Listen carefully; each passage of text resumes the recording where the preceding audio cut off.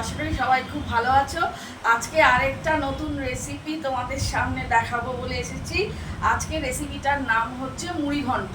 এটা খুব common recipe, প্রায় অনেকেই জানে, বাঙালিদের প্রায় বাড়িতে বাড়িতে এটা হয়। কিন্তু আজকে আমার মনে হলো আমি কি করে মুড়ি ঘন্টটা করি তোমাদের সঙ্গে শেয়ার করি, স্টেপ বাই স্টেপ তোমাদের দেখাবো কি কি ইনগ্রেডিয়েন্টস আমি ইউজ করি, সব কিছুই এক এক করে তোমাদের সামনে আমি দেখাবো। তা ভিডিওটা স্কিপ না করে পুরোটা দেখবে। এখন তাহলে চলে এসো। মুড়িঘণ্ট বানাতে আমি প্রথমে 500 গোবিন্দভোগ চাল নিয়েছি। প্রথমে অল্প একটু ধুয়েছি, আর বেশি ধোয়ার প্রয়োজন হয় না। তারপরে কিছুটা জলে 15 মিনিট মতন ভিজিয়ে রেখেছি। দেখো চালগুলো ছোট ছোট হবে এবং সুগন্ধওয়ালা চাল হবে। দেখো এরকমভাবে আমি 15 মিনিট ধরে এটাকে ভিজিয়ে রেখেছি। আমি 500 চালের মুড়িঘণ্ট বানাতে আমি 3টে এরকম কাতলার মাথা নিয়ে নিয়েছি। এটাকে 2 পিস করে ভাগ করে নিয়েছি। এবার এর সঙ্গে আমি 2 চামচ, বড় চামচের 2 চামচ হলুদের গুঁড়ো অ্যাড করছি।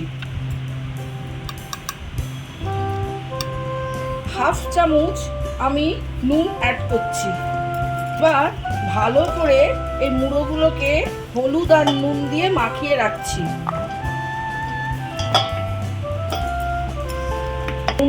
নুন হলুদ মাখালাম এবং কিছুক্ষণের জন্য এটা ম্যারিনেট করে আমি রেখে দেবো। একটা মশলা তৈরি করে নিচ্ছি। এখানে 7টা টুকরো আমি দারচিনি দিচ্ছি, তারপরে শুকনো লঙ্কা 8টা এরকম দিয়ে দিলাম, ছোট এলাচি 8 টুকরো দেব,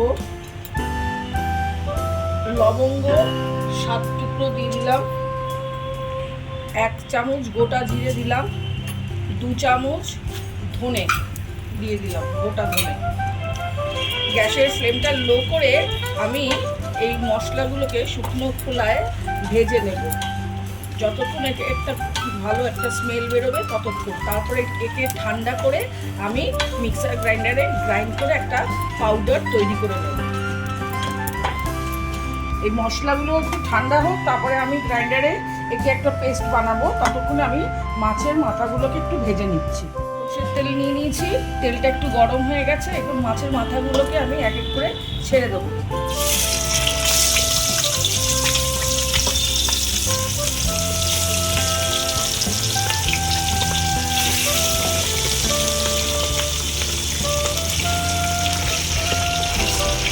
মাথাগুলোকে আমি একটু কড়া করেই ভেজে নেব, কেননা পরের দিকে আমি একে একটু ভেঙে নেব।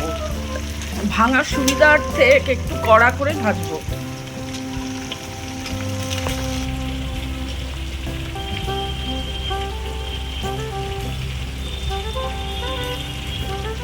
প্রথম সেটের মাথাগুলো, যেগুলো মাছের মাথাগুলো প্রায় হয়ে গেছে, দেখো ভালো করে ভাজা হয়েছে। এবার আমি একে তুলে রাখছি, একটা একটা করে তুলে রাখবো।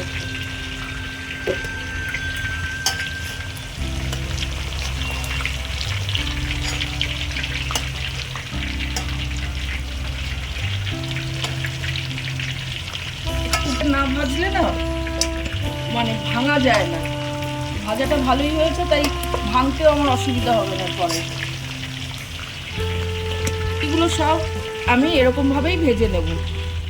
যে তেলে আমি মাছটা ভাজলাম সেই গরম তেলে এরকম আমি 4টে আলু নিয়ে তাকে টুকরো টুকরো করেছি, সেই তেলে আমি একে ভেজে দিচ্ছি।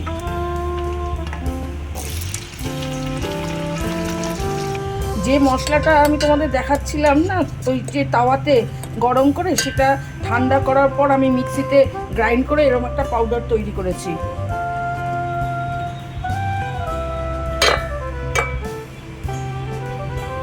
তোমাদের একটা কথা বলি, এই যে আলুটা দিলাম, এই আলুটা খুব ভাজা হবে না, অল্প একটু লাল লাল ভাজা হলেই আমি একে তুলে দেব। একটু লাল লাল ভাজা হয়েছে, এই অবস্থায় আমি আলুটাকে তুলে দিচ্ছি তেল থেকে।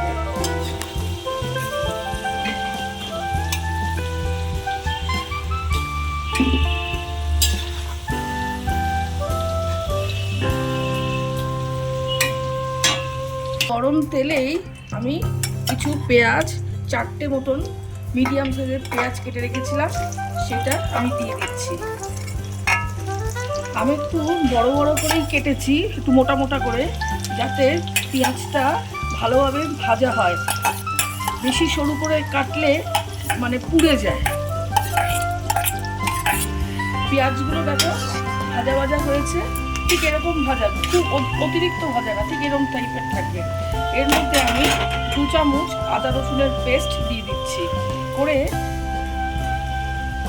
30 সেকেন্ডের মতন আমি ভাজবো, যতক্ষণ না পর্যন্ত এই আদা রসুনের গন্ধটা চলে যায়। আদা রসুন পেঁয়াজ সব ভালো করেই ভাজা হয়ে গেছে। এখন এর মধ্যে আমি 1 চামচ হলুদের গুঁড়ো দিলাম, 1 চামচ কাশ্মীরি লাল লঙ্কার গুঁড়ো দিলাম, বেশি দিতে হবে না, কাশ্মীরি লাল লঙ্কার গুঁড়ো। 2 চামচ ধনে দিলাম, ধনের গুঁড়ো। 1 চামচ জিরের গুঁড়ো দিলাম। এবার মশলাগুলোকে বেশ ভালো করে ভাজা ভাজা করছি। মশলাগুলো ভাজা ভাজা হয়ে গেছে। এর মধ্যে আমি 5টা মিডিয়াম সাইজের টমেটো কেটে রেখেছিলাম, এবার এর মধ্যে একে অ্যাড করে দিচ্ছি। সাথে কিছু চিড়ে রাখা কাঁচা লঙ্কা দিয়ে দিচ্ছি। আর ভালো করে মিডিয়াম ফ্লেমে একে এতটাই ভাজবো যেন এই যে টমেটোগুলো এই যেন পুরোপুরি না সেদ্ধ হয়। মশলাগুলো সব ভাজা ভাজা হয়েছে, কিন্তু টমেটো পুরোপুরি আমি সেদ্ধ করিনি, দেখো একটু একটু দেখা যাচ্ছে। এই অবস্থায় আমি গ্যাসের ফ্লেমটাকে একটু লো করে এর সঙ্গে এখন গোবিন্দভোগ চালটাকে অ্যাড করে দেবো। এই 500 আমি গোবিন্দভোগ চাল নিয়েছি, এখন এর সঙ্গে আমি একে অ্যাড করছি। এবার এই গোবিন্দভোগ চালটাকে মানে আমি পুরো এই মশলার সঙ্গে ভালো করে মানে গ্যাসের ফ্লেমটাকে মিডিয়াম করে একে ভালো করে আমি মিশিয়ে নিচ্ছি। ভালো করে একদম পুরো মশলাটা যেন পুরো চালের গায়ে লাগে, তাহলে খুব ভালো গন্ধ ছাড়বে। গোবিন্দভোগ চালের নিজস্ব একটা তো গন্ধ আছেই, প্লাস সেই মশলা যখন এই চালের সঙ্গে অ্যাড হবে তখন একটা দারুণ একটা স্মেল ছাড়বে। এই অবস্থায় আমি ভেজে রাখা আলুগুলো এর সঙ্গে অ্যাড করে দিচ্ছি। এই অবস্থায় আমি দিয়ে দিচ্ছি ভেজে রাখা মাছের মাথাগুলো এর মধ্যে। মাছের মাথাগুলোকে আমি একটু ভেঙে দিচ্ছি। আমার ভাজা সমস্ত শেষ, মানে চালের গায়ে যেরকম আলু বা এই মাছের মাথা সব দেওয়া হয়ে গেছে। এবার আমি জল দেব। জলের একটা নির্দিষ্ট নিয়ম আছে, যে মানে 500 আমি চাল দিয়েছি, তাই জন্য আমি 1 লিটার জল দেবো। মানে 1 কাপ যদি আমি চাল দিই তাহলে তার সঙ্গে 2 কাপ জল দিতে হবে, এটাই হচ্ছে মেজারমেন্ট। তাই আমি 1 লিটারের মতো এর মধ্যে জল দিয়ে দিচ্ছি।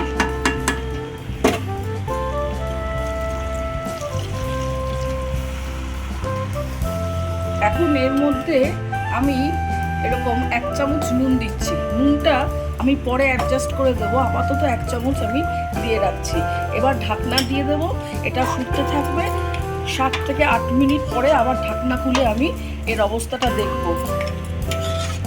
সব কিছু হয়ে গেছে, এবার আমি 7 থেকে 8 মিনিট মতন এই ঢাকনা দিয়ে রাখবো, তারপরে আবার ঢাকনা খুলে একটু দেখব। প্রায় 8 মিনিটের মতো হয়ে গেছে, এবার একটু খুলে দেখি এটা কি অবস্থা হয়েছে। এটা ফুটে গেছে, সামান্য একটু জল রয়েছে সাইডে। এই অবস্থায় আমি এর মধ্যে 1 চামচ একটু চিনি অ্যাড করে দিই। চিনিটা যদি আগে দিতাম তাহলে কিন্তু চালটা সেদ্ধ হতো না। চালটা প্রায় সেদ্ধ হয়ে গেছে। এই অবস্থায় আমি চিনি দিলাম, আর যে ভাজা মশলাটা আমি করেছিলাম তার কিছু অংশ আমি দিচ্ছি, আর কিছুটা আমি রেখে দেবো, পরে আমি দেব। করে মিশিয়ে নিব, নিয়ে আবার একটু ঢাকনা দিয়ে আবার মিনিট 8 মতো রাখবো।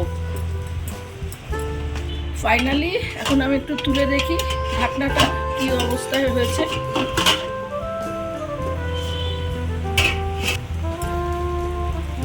দেখো বেশ মুড়িঘণ্ট রেডি হয়ে গেছে। এখন আমি এর সঙ্গে একটু ঘি অ্যাড করছি, 1 চামচের মতো দিলাম। একটু গরম মশলাও এর সঙ্গে দিয়ে দিলাম। যে মশলাটা ভেজেছিলাম এবং কিছু অংশ আমি আগে দিয়েছিলাম, আর বাদবাকি অংশটা এখন দিয়ে দিলাম। করে নাড়াচাড়া করে দেখো কি সুন্দর হয়েছে, মানে চালটা কিন্তু পুরোপুরি সেদ্ধ হয়েছে, অথচ চালের গঠনটা একদম ঠিকই রয়েছে, আর সব কিছুই ভালোভাবে সেদ্ধ হয়ে গেছে। শুধু একটু নাড়াচাড়া করে এবার আমি নামিয়ে ফেলবো। মুড়িঘণ্ট রেডি হয়ে গেছে, এবার সার্ভিং বাউলে আমি রেখে দিচ্ছি। তোমাদের এই রেসিপিটা কেমন লাগলো? যদি ভালো লেগে থাকে তাহলে লাইক কমেন্ট শেয়ার করো, আমার পাশে থেকো।